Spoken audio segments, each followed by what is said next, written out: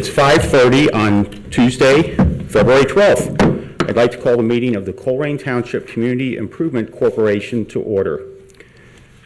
Would you call the roll, Jeff? Yes, sir. Mr. Unger. Here. Mr. Insko. Present. Ms. LeCount.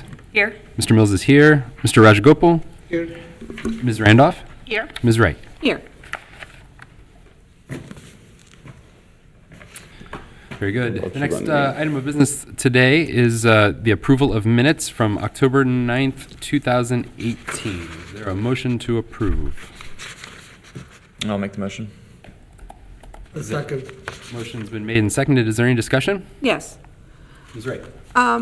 Were there any adjustments or errors made to, corrections made to these minutes? By any board member? Not for mine. Not since they were published, sent out to the public Friday. Okay. And is it going to be our policy from now on that the non-approved minutes are going to be attached to the agendas? The minutes that we'll be voting on? Mm-hmm. That is typically how it's done, yeah. It's never been done before. How, okay. What is your... No, I was just questioning because all the other minutes, agenda packets that have come out, there weren't any minutes attached to it. I was just wondering if we were going to do that to the public for now as well. Just like we did this time? Yes. Sure. Okay, great. Thank you. Okay, is there any other discussion? Seeing none, we'll call the roll on the motion to approve the minutes from October 9th. Mr. Unger. Aye. Mr. Insko. Aye. Ms. LeCount. Aye. I vote aye. Mr. Rajagopal. Aye. Ms. Randolph. Aye. Ms. Wright. Nay. Very good. The next item on the agenda is the election of officers. I move to elect the officers to continue the tenure of the officers that currently exist. That would be President Dan Unger, Vice President Raj Rajagopal, Secretary General Account, Treasurer Emily Randolph, and Executive Director Jeff Mills. I second that motion. There's a motion and second. Is there any discussion? Yes. Ms. Wright. In recent audit report that we received the past 2 years and the 2 years prior to that, we have been reprimanded by the state for some financial problems that weren't caught, and the audit had brought it to our attention. And I just think maybe we should look at putting someone else in those positions. What are you referring to specifically? The management letter from, excuse me. The management letter from the year ending 2014 and 15, there were quite a few discrepancies that were pointed out by Dave Yost and his team about how things were recorded, and things like that weren't accurate within our accounting process within the CIC. And then it happened again in our past audit. 2014 was 5 years ago. Yeah. When was CIC even created? 2013. Okay. Yeah, I'm not worried about 5 years ago. Okay, but just history keeps repeating itself, that we seem to keep having accounting errors within the CIC. We only have about 12 transactions a year, and I just think maybe might be best if someone else was put in that position. Very good. Is there any other discussion? Okay, there's a motion and a second. I'll call the roll. Mr. Unger. Aye. Mr. Insko. Aye. Ms. LeCount. Aye. I vote aye. Mr. Rajagopal. Aye. Ms. Randolph. Aye. Ms. Wright. Nay. Very good. The next item on the agenda is a motion authorizing Executive Director to enter into a contract with Plattenberg CPA for the preparation of financial statements.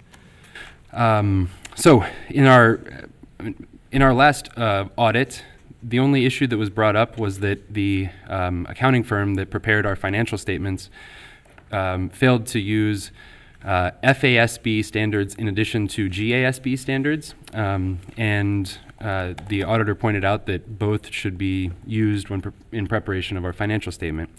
The sad truth is that the auditor who prepared that financial statement has passed away, and so there's no opportunity to use him again, even if there was that opportunity. My recommendation to this board would be to look for other accounting services. I reached out to a number of neighboring communities and looked at several different CPA firms. Plattenberg provided me with financial statements that had been audited by the Ohio Auditor of State for Fairborn Development Corporation, Evendale CIC, Trotwood CIC, and the Village of St. Bernard. Plattenberg had done a great job with the preparation of those financial statements. As Ms. Wright noted, typically we only have, a dozen or two transactions in a year, so it's not a very complex financial statement to prepare. Plattenberg provided a contract that was included in the packet, and they would perform these services for $1,600 for the year ending December 31st, 2018. Their fee structure is listed in item 3 of their contract. They're a stand-up organization. They do a good job, and my recommendation is to approve the motion. Is there a motion?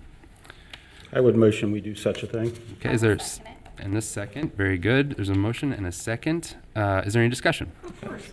Ms. Wright? Yes, I was reading over the proposal from Plattenberg. And first it calls us a city, which we're not a city, we're a township. And would this company be in charge of all financial documents for the CIC? Would they be writing checks and things like that, or would that still be handled in-house? No, what a CPA firm does is prepare a financial statement at the end of each year. Okay, so they would only be providing one financial statement a year, not on a monthly basis like it says. They would review our monthly transactions, and each year, what the service that we're providing is a financial statement. Okay, so as we keep reiterating that we have approximately 12 transactions a year, financial transactions, and you divide that by the $1,600 fee that we're paying that company, it comes down to $133 a transaction. It just seems a little pricey. And then the other concern I have with that contract is that according to our public property or procedure manual that we just passed on page 90, with using an outside firm, it states in here that records of certified public accountant or public accountant in the performance of an audit or public office would be things that would be able to be redacted or omitted from public record requests. I don't think that's a good idea. We're outsourcing, again, another part of our township to an outside company and then limiting our residents' knowledge of what financials take place in the CIC, which is basically their tax dollars. Okay. Is there any other discussion? Excuse me. Same thing, like it's only a fragment of financial statements going on. Yep. It's not large amounts, large transactions, only like mentioned about 12 transactions. Practically any other organizations, non-profit organization, mostly the treasurers makes a report, financial reports. Then again, we need to save any money we could. The $1,600 is pretty steep. I think maybe a treasurer, our corporation treasurer, could make that financial statements. Thus, we save money for the Sure. corporation. We don't have a CPA as a treasurer, so It's a simple financial statements, just how much money My we have recommend- and how much money we write a check, and it's not a huge accountant job. this is the document that gets audited by the Auditor of State. And so it needs to be in accordance with the FASB standards and the GASB standards and a whole litany of regulations. And so it's very important that it's produced by a certified public accountant. So in the interest of protecting the organization, my recommendation is to hire a CPA to do the work so that we're able to comply with our accounting requirements. And so Plattenberg has done a good job, and I recommend going with them. Is there any other discussion? I don't know. I guess from my experience, a CPA is really expensive, and that didn't seem expensive at all compared to for what you're getting. But do we know what we paid in the past versus this contract? Off the Chance? top of my 1,500. It's $1,500. We paid $1,500, and now it's $1,600. So, gotta love inflation, huh? I would also consider, if any other board members wanted to consider disbanding the CIC and bringing it back on an as-needed basis, I would consider that as well. So, just putting it out there. I think it's important to have an outside third party with credentials and liability insurance to audit our statements. Very good. Is there any further discussion? So the only reason that we no longer have the other accountant is that he has passed away, unfortunately. Well, that's a very important reason, yes. Is there any other discussion? Very good. I got one question, Joe. Yes, sir. Who CPA we have for the township? We do not currently contract with the CPA. So this evening, Township. When the audit is done for the township, is it state requires we need to have CPA people to do this statements, financial statements? yes.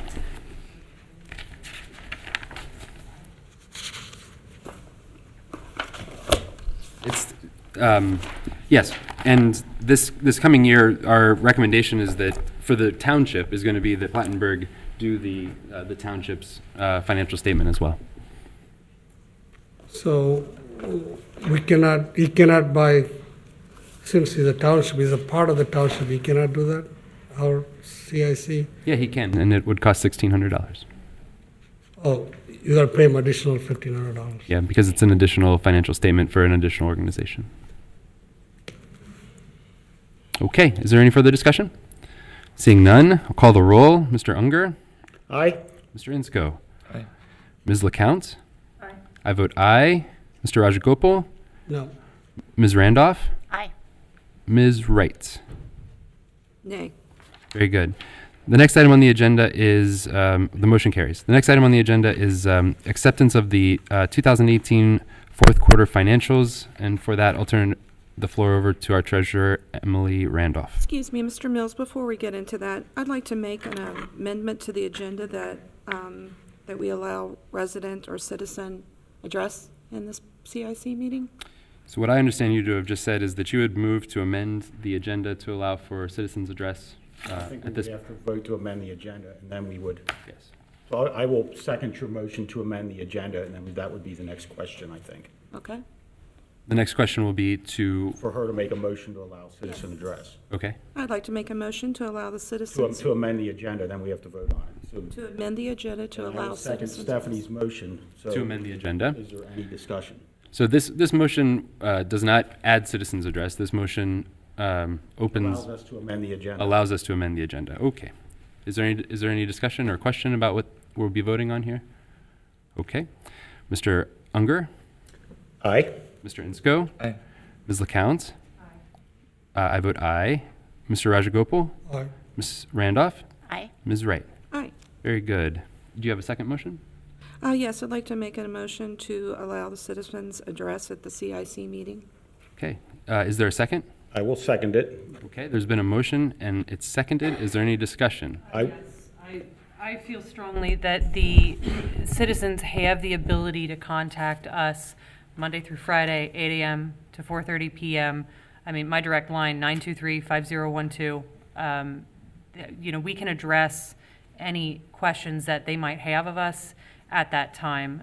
This is, I feel strongly that this is a business meeting and that it's not an open town hall meeting. I feel that, anything that the citizens would have to say here is likely something that needs to be said either at the township meeting or can be addressed during business hours. So my intention is to vote no on this motion.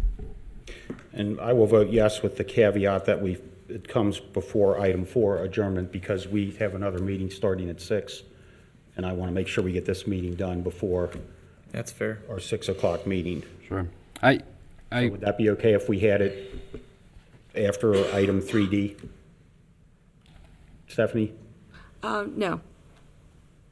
Well, we can't be late for our next If it's meeting. after item 3D, I will vote yes. If it's not going to be after item 3D, I will How vote about if we no. don't vote on it this time? If we have time, we allow it to happen, and then from now on, it becomes part of the agenda. How do we regulate That if would we be, have that would be time? fine, but for right now, Sure, perfect. I prefer it after item 3D. Okay. So there's a motion and a second, so was the, I do have some more discussion. I agree with Ms. LeCount. This is a business meeting of the CIC, and it's not sort of a town hall meeting. We all are available by phone or email almost all of the time, Monday through Friday, 8 to 4:30. And also, as Jenna mentioned, immediately following this meeting is a township meeting at which anyone can express their opinion about any issue for any amount of time. I think that we've seen sort of what happens in our township meeting, and frankly, I see this as a business meeting of the CIC, and for the purpose of conducting business. So I also intend to vote no. Is there any further discussion? so you'd be okay with it after 3D? Yes. Okay, so the motion on the floor to reiterate is to add to the agenda public input after item 3D. Okay, is there any further discussion? Just as long as we're done by 6, if this passes. And it will be completed by 6 o'clock. Okay. Okay. Mr. Unger, Aye? Mr. Insco, Just very quickly, I do agree with Jenna and Jeff's sentiment, but for the sake of transparency, I'll vote in favor of it, as long as we keep it under the time allotted, because we do have a meeting immediately following this one. Aye. very good. Ms. LeCount, Nay. I vote nay. Mr. Rajagopal, Aye. Ms. Randolph, Nay. Ms. Wright. Aye. Very good. The motion passes. The next item on the agenda is the acceptance of the 2018 fourth quarter financials, and for that, I'll turn the floor over to Ms. Randolph, our treasurer. Thank you, Mr. Mills. So before you is the motion to accept fourth quarter financials. The CIC fund balance as of December 31st, 2018 was $38,016.31.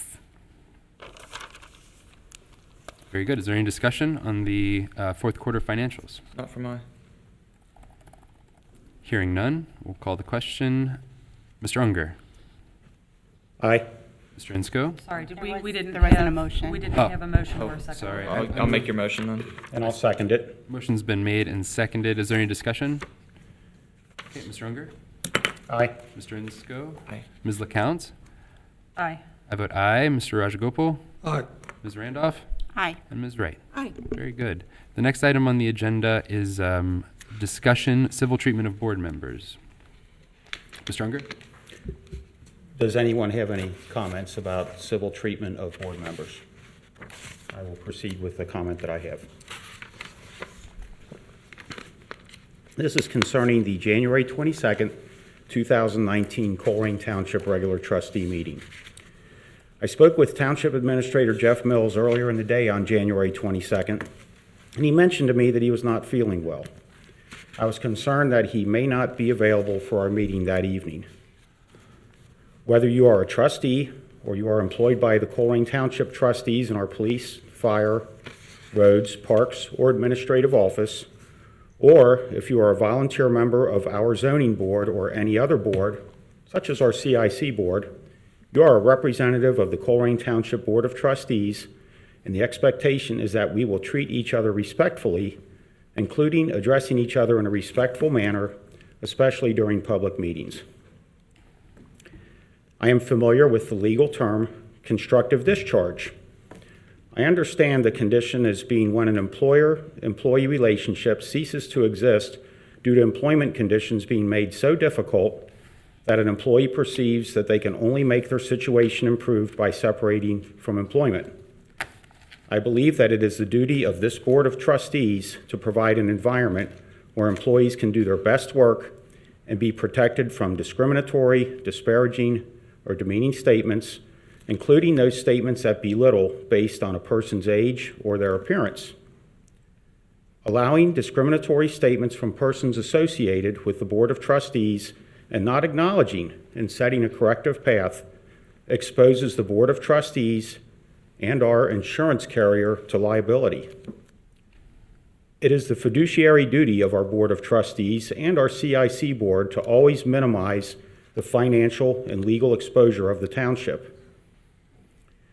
During the second citizen comment portion of the January 22, 2019 agenda, as the meeting was in its 5th hour and while a citizen was addressing the trustees from the podium, Jeff Mills left the meeting room. I asked Jeff the next day why he suddenly left, as he has always stayed till the end of each meeting. Jeff stated he was not feeling well and needed at that very moment to get out of the room. The next speaker, Stephanie Wright, made the following statement from the podium, which can be seen for context and heard for tone, beginning at approximately 4 hours, 44 minutes, and 45 seconds on the video recording of the January 22nd meeting. I have never been more embarrassed than to have an administrator of this township walk out of a meeting. I don't care if the tone of the resident might not be appropriate. That is embarrassing. And I suggest the board get a rein on your boy. I do not know what Stephanie Wright intends by referring to our administrator as boy, and I would leave that to interpretation by counsel more familiar with employment law. I plead with each member of this board that we should address each other in respectful and friendly terms so that we can have productive meetings. I am hopeful that this can be resolved to the best interest of us all. As the first reading, I am providing a summary of Chapter 15 of an interpretation of Robert's Rules of Order, specifically referring to discipline of a member and possible motion to censure. I ask the CIC Secretary to attach this statement and the Robert's Rules of Order Chapter 15 summary document to the formal minutes for this CIC meeting. I am hopeful that we will be able to continue with the current diversity of personality and thought on this CIC board, as I do believe that healthy debate, with all sides being heard, will always lead to the best outcome. Thank you, Mr. Unger. Discussion. Is there any other discussion? Okay. Thank you, Mr. Unger. Hearing none, we'll move on to the next item, which is public input. Is there anyone who would like to speak? Ms. Moore. Good evening. I would like to speak on the hiring of Plattenberg and Associates. On the contract, it says that progress billings will be made monthly and will be payable upon presentation.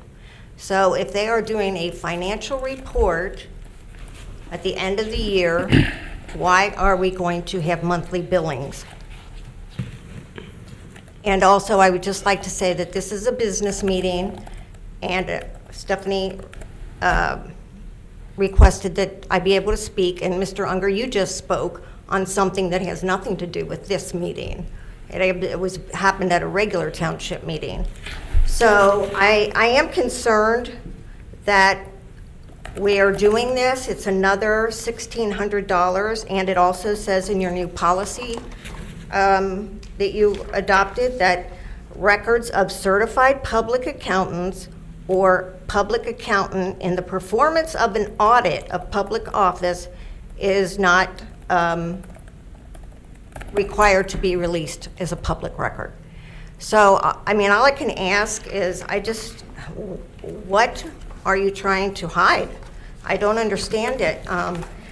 You know, we're paying water bills and everything else, and I put together a list here of CIC expenses for 2018 that are just expenses for the state auditor, for checks, insurance, D&O insurance, and the total comes to $7,307.03.